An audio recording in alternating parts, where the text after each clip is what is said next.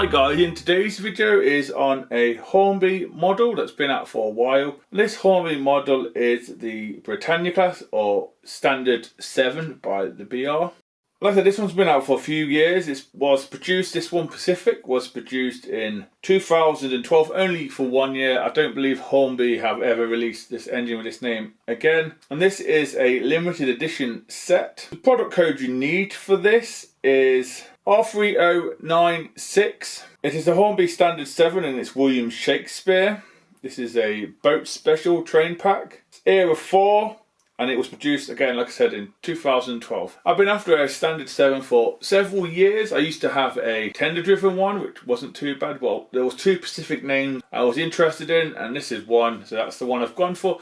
Like I said, this is second hand and I paid £200 off eBay, which was the cheapest. With Hornby announcing they are doing one in their 2024 range, and I believe it's this tooling, I thought we'd have a look at a model of a Britannia class or Standard 7 class and see if they are any good. So let's get into the review and see what they're all about, shall we? Starting off at the detail parts you get, I just want to mention what the packaging is. The packaging is a polystyrene insert with a plastic side and front. You take the sides off of the plastic, move the outer case, and then you lift up the polystyrene. It splits into two, and that's how you get your locomotive out.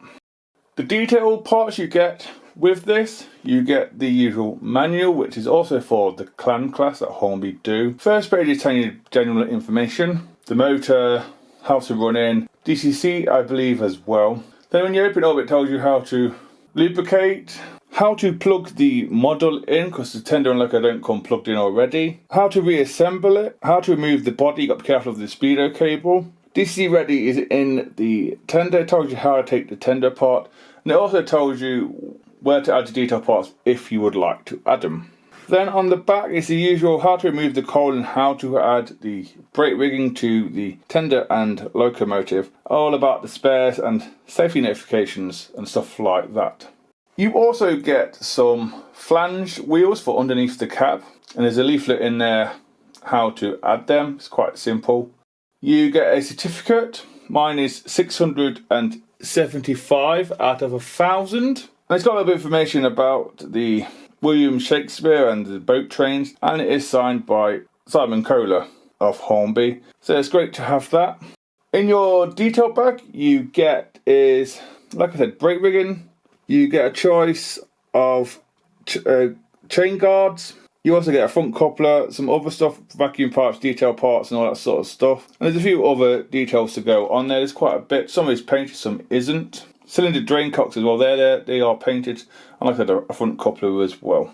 You also get another bag with more details. And in this you get the name boards for your locomotive. I think they're plastic or metal. You also get the golden arrow to go on the side of the locomotive. And you also get something for the front, which is the golden arrow headboard for the front. These are all lovely touches from Hornby. Like I said, I'm not sure if it's plastic or metal.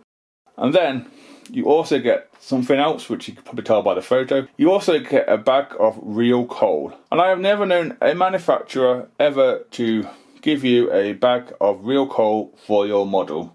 So that's a great touch from Hornby. It's quite a big bag. It probably could do 2 or 3 locomotives. So you could remove the coal load and add it yourself, or you could add it on top of the coal load itself that Hornby put in the model at the bottom of the tender. So that's all the stuff you get with this Britannia class. Let's move on to the front of the locomotive now, shall we? Onto the front of the model now. This being a modern day-ish model, it does have metal sprung buffers, which you expect on a modern day locomotive, especially something that was made in China. We also have a NEM pocket and some guard irons to knock stuff off the tracks as well underneath the buffer. The coupler is in the detail bag. As we move back to the buffers themselves and buffer housing or shanks are in red. They do have a ledge for the crew to stand on or put a bit of wood across from buffer to buffer, which you can see that close up. Like I said, they both are in red. The buffer beam itself does have lots of rivets all across it. It also has 2 holes on it for detail parts. I think one's the hook and chain and one's a vacuum pipe or steam pipe.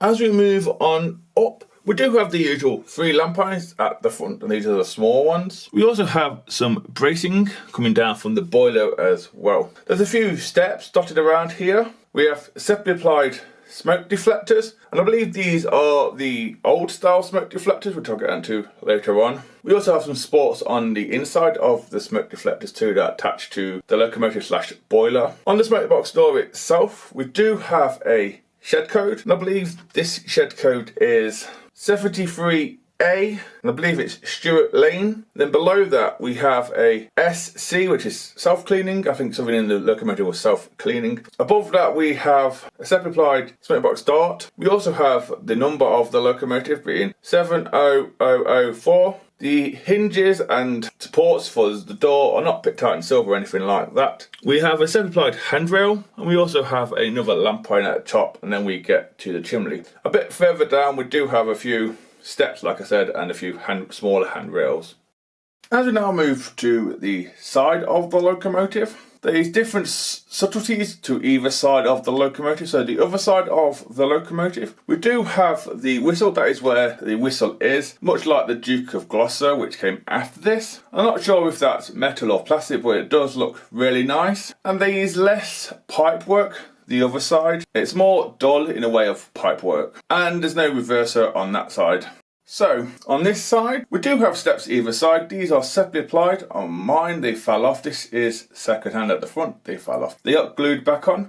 We have a few steps running up the smoke deflector. The smoke deflector does have handrail. Later on, after the crash, I can't remember when it was, they got changed to hand grabs, because the handrails were affecting the driver's view, if I have that correct. The smoke deflector is where the name is at, and the name of this one is William Shakespeare himself. And this is the main reason I went for this loco, was the name of the locomotive, William Shakespeare, which is a red background with, I think, gold writing. Like I said, the smoke deflectors are separately applied. This is I believe, a Riddles design, and it is a Pacific, so it's a 462. We have all the axles covered up correctly in black.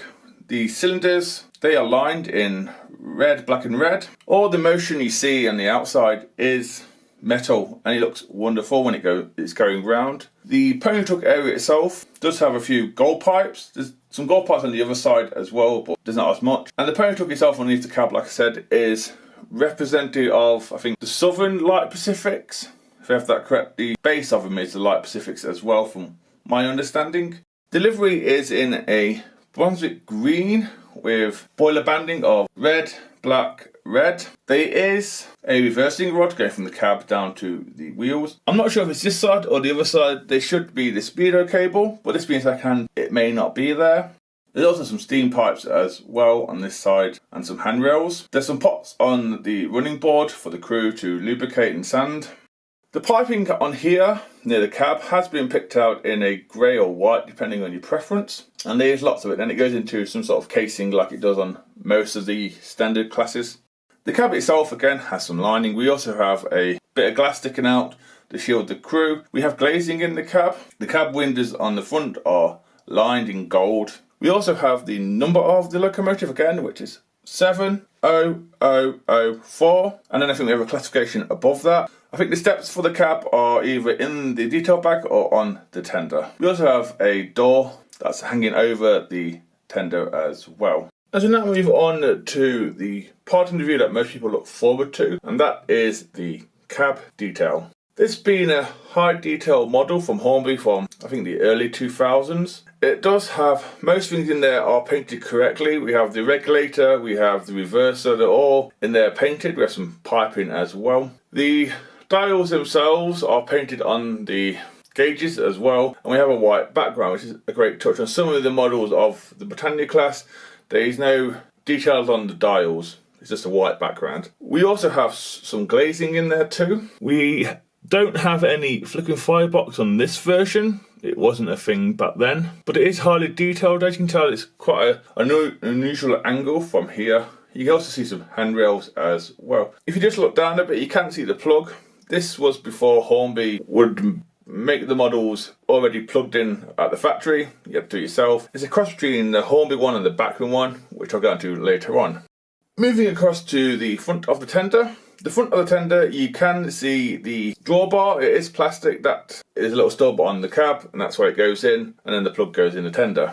On here you can see some buffers for the tender, also a few rivets as well. These are ledge. This is how the Britannia's tenders were, they're the ledge. I believe it's a BR1 tender. We have some tools picked out here in red, which I think are the water gauge for the water and coal and stuff like that. We do have a coal chute. Again, the coal should come out there, but the coal load is a bit loose in there. We have some writing on some of the cupboards and doors, and then we have some glazing in the front of the cab as well, which is separately applied. Most things in there are black, but if you look carefully you can see some cupboards and doors. Onto the side of the tender. Both sides of the tender are exactly the same in features. So this is in Brunswick green with some lining around the outside of the tender. Again, like the locomotive, so it's red, black and red. We have the BR early crest on the tender, so that's era 4, and that is crisply applied as well. I think there's also a few bits of riveting on it as well. There is a slot for the glass in the front of the tender to look down for your train or whatever you need to as a fireman or driver. Then we have steps at the front and the back of the tender. Again, I think the front ones are for the crew, if I have this correct. And they don't seem to be lined, if I'm unsure. No, there's no lining on them. And then we come down to the axle and springs, which look great, crisply done. Just past the first lot of wheels we have a box. I think that's either side. Not sure what that's for, but I'll just point it out. All the wheels are metal as well. Then at the top of the tender at the back there is a black step as well. As we now move to the back of the tender, the back of the tender is much like the front of the locomotive. So we have a coupling already applied in its pocket, which is a small tension lock one. We have some guard irons knock stuff off the tracks as well underneath that. We have metal round buffers, and they are sprung. We also have the buffer beam and shanks in red. On the buffers themselves, I believe there is a flat area which is grated for the crew to stand on or put a bit of wood like you were on the front, help you climb. There's also a ladder as well. There's a few rivets and a hook. Moving on up, we have 3 lamp irons, which I'm unsure if they are separately applied or moulded, but either way, they do look great. We have 2 plaques. I think one's for the water and one could be the type of tender. I think this is a BR1 tender, if I have that correct. We also have a black ladder like I've mentioned before. And then we have a couple of rivets dotted around. We have another lamp iron at the top below one of the plaques. And the back is in green with no lining. As we now do an aerial view on top of the tender. So on top of the tender, we do have a water filler cap, which is in green. We also have the top of the ladder. Either side of the ladder, you can see this black standing area that I mentioned before, and that is in black. To be fair, most of the tender is in black on top. There's a few bits that are in green.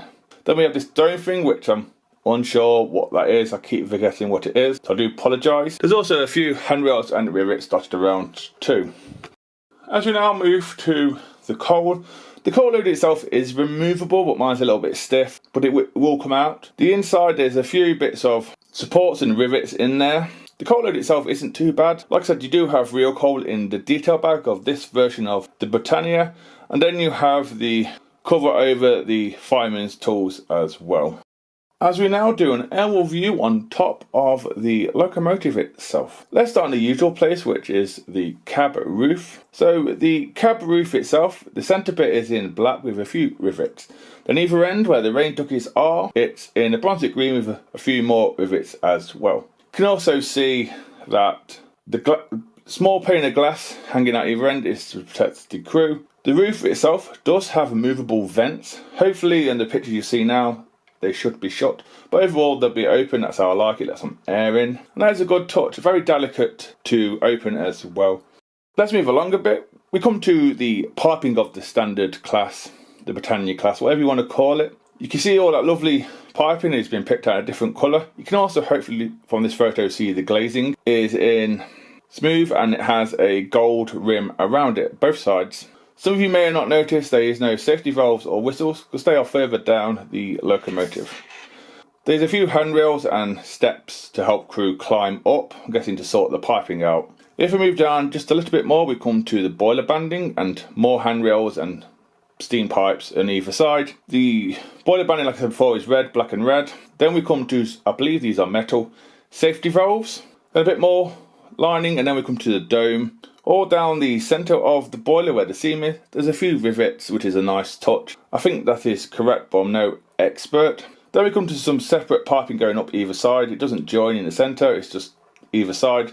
Not sure what that is. Then we come to some dents in it, which I think maybe was for top feeder or experiments or modifications during its lifetime. Then on the right side, as you look at it, there is the whistle, which again I believe is metal, much like the Duke of Gloucester. And then we have the semi-applied smoke deflectors, chimney, steps, and the buffers. Hopefully I've covered all that. There's quite a lot.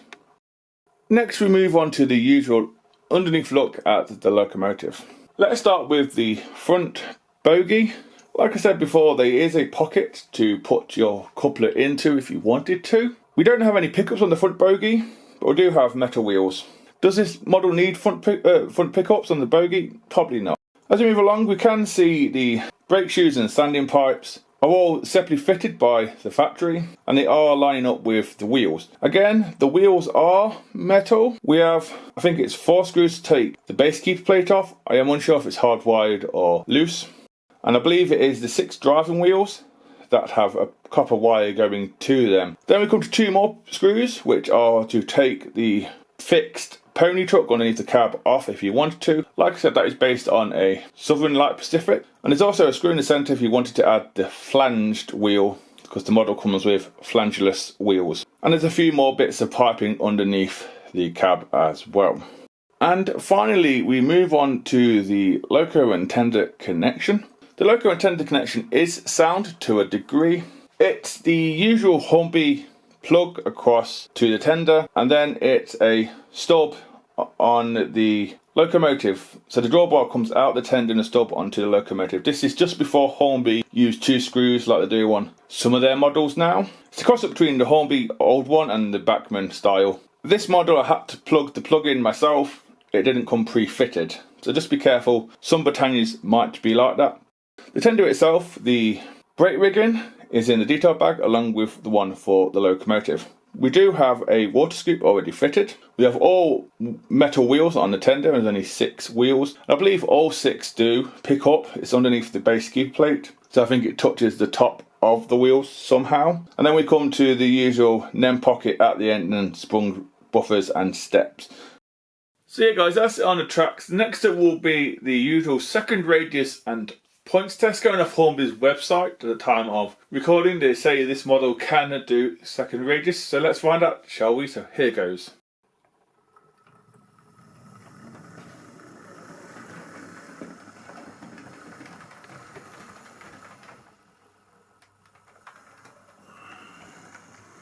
What's that? 30, and now backwards.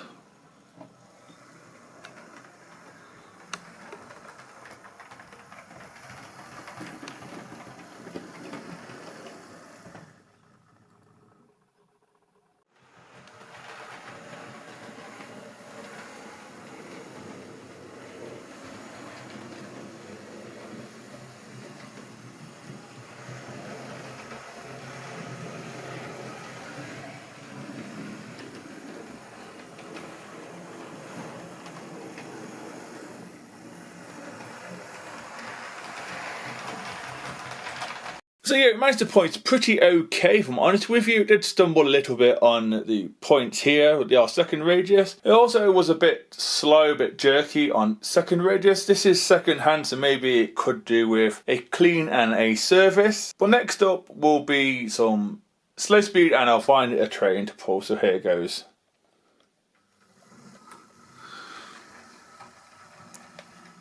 Not bad. Again, what, 25? Yeah, it's not bad. It's pretty good. Speed up a bit, shall we? This is DC ready, and it is 10 years old.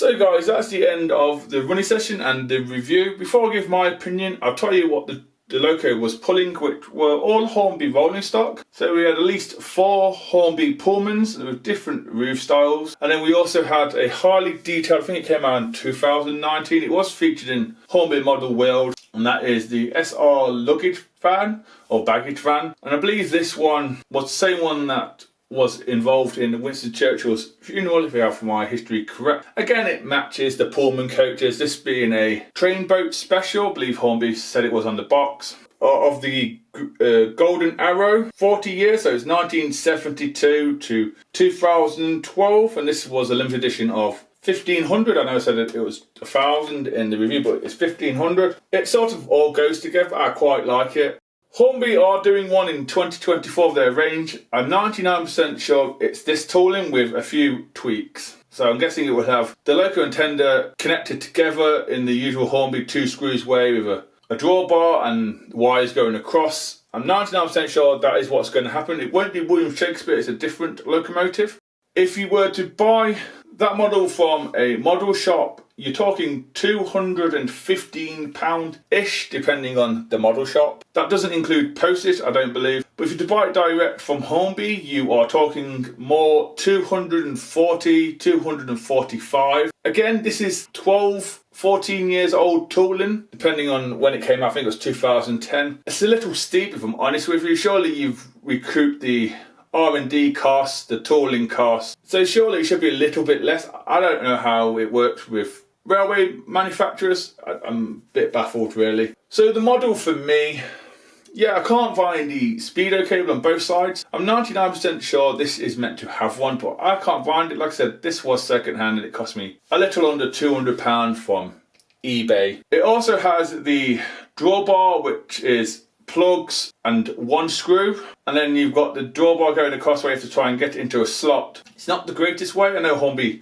later on changed it for it being screwed at both ends. Sadly, this one doesn't have it. It did run a little bit sluggish on second radius and the second radius point. Like I said, it is second hand, so it could be due with a service. I may look into getting it serviced or do it myself, but I thought I'd give you a flavour of what to expect with a Britannia locomotive from Hornby. Much more like the Clan class. To me, they're almost the same, but I think there's a few differences in wheel size and boiler pressure, if I have that correct. The addition of my set that I had, the addition of the real coal, all the detail parts that I had yourself, and all the nameplates, the Golden Arrow nameplates, headboards, and a few other things you get. They are a fantastic touch from Hornby.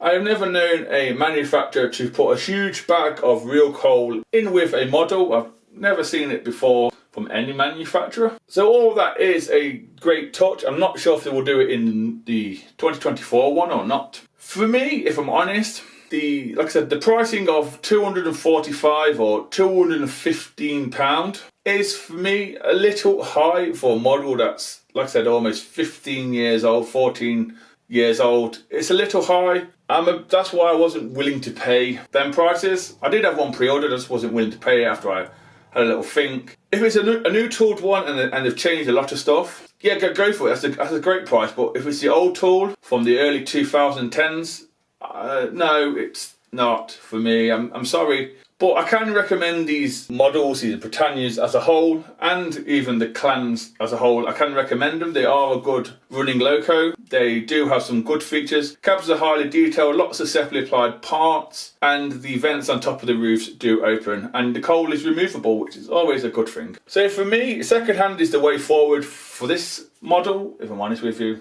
But that is only just my opinion. I hope you enjoyed the review and running session. If you have any questions or comments down below, please put it down below in the comment section, and I will see you in the next review. So please take care and goodbye.